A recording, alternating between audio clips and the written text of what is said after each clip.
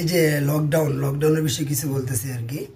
তো এই যে লকডাউন, এই যে কঠোর লকডাউন রাখছে সরকারে, সেই লকডাউনে কিন্তু আমাদের মতো খেটে খাওয়ার কিছু শ্রমিকদের জন্য ভীষণ কষ্ট। কেননা যারা দিনমজুরি কাজ করে তারা খুব কঠিনভাবে এখন এই সময়টা জীবনযাপন করতেছে, দিন আনে দিন খায়, তাদের অবস্থা খুবই খারাপ। বিশেষভাবে আমি নিজেও একজন উবার ড্রাইভার। তো যেহেতু এখন লকডাউনের কারণে আমি গাড়ি চালাতে পারতেছি না, আমার অবস্থাটা খুবই খারাপ। কোনো কিছু করতে পারতেছি না।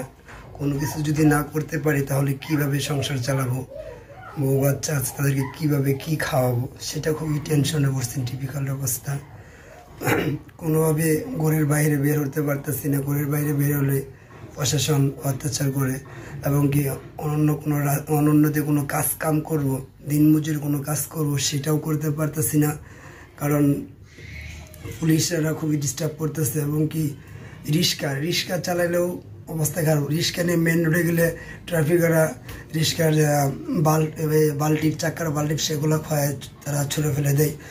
মেন রোডে রিক্সা চালানো খুব ট্রাফিক্যাল, কারণ ট্রাফিকের জন্য মেন রোডে রিক্সা বের হতে পারতেছে না, ট্রিপ মারা পারতেছে না। তাহলে আমরা গরিব মানুষেরা যে দিনে খেটে খাওয়া মানুষগুলো আছি, তারা কিভাবে জীবনযাপন করব, কিভাবে বাঁচবো আমরা, সেটা কে বলবে আমাদেরকে? আমাদেরকে তো কেউ কিছু দিচ্ছে না যে আমরা যদি এই লকডাউনের ভিতরে চলতে পারি, তাহলে আমরা নিজেরাও খেটে খেতে পারতেছি না। আমাদের অবস্থাটা কত দুঃখ যে দাঁড়াইছে, কি অবস্থাতে এখন আমরা আছি। তো আমি এটাই বলতে চাই সরকারের কাছে, যে এই যে লকডাউন দিচ্ছে, আমরা নিজেরা খাইতে পারতেছি না, চলতে পারতেছি না।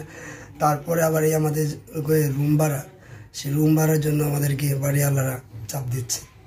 আমরা কীভাবে রুম ভাড়া দেবো? আমরা যদি পেটি না চালাতে পারি, না খাইতে পারি, রুম ভাড়া দেওয়ার মতো আমাদের কাছে কি কোনো তৌফিক আছে? এই সময় রুম ভাড়া কীভাবে দেবো? সেটাই বলতে চাই মাননীয় প্রধানমন্ত্রীর কাছে, যে আপনি যেহেতু আপনার কথা আমাদের দেশের সরকার, আপনাদের কথা আমরা সব চলি, সবই শুনি।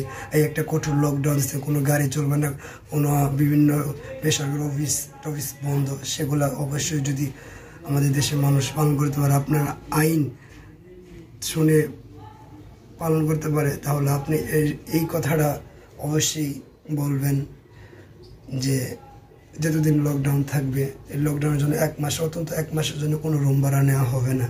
তাহলে অবশ্যই আমাদের বাড়িওয়ালারা মানবে রুম ভাড়া না নেওয়ার জন্য। কারণ রুম ভাড়া কীভাবে দেবো? আমরা তো ইনকাম করতেছি না, আমরা খাইতে পারতেছি না, রুম ভাড়া কীভাবে দেবো বলেন? আমার অবস্থা তো খুবই খারাপ, কারণ রুম ভাড়া দেওয়ার মতো আমার কাছে টাকা নেই। 2 মাস 3 মাস হলে তখন অবস্থা আরও বেশি খারাপ হয়ে যাবে। তাই তো ইনকাম নেই, খরচ নেই, তার জন্য রুম ভাড়াটা সরকারের কাছে সরকার মাননীয় প্রধানমন্ত্রী শেখ হাসিনা, আপনি রুম ভাড়াটার জন্য কিছু বলেন, কিছু করেন, যাতে রুম ভাড়াটা 1 মাসের জন্য স্থগিত রাখে। ভিডিওটা অবশ্যই আমার চ্যানেলটি সাবস্ক্রাইব করবেন, কারণ দুঃখের সাথে এই কথাটি বললাম। আর লাইক তো অবশ্যই করবেন, আর যদি যার কাছে ভিডিওটি ভালো লাগে অবশ্যই কমেন্ট করবেন। আর যদি কোনো ভাইয়ের কাছে ভিডিওটি ভালো লাগে অবশ্যই একটা করে শেয়ার দিবেন।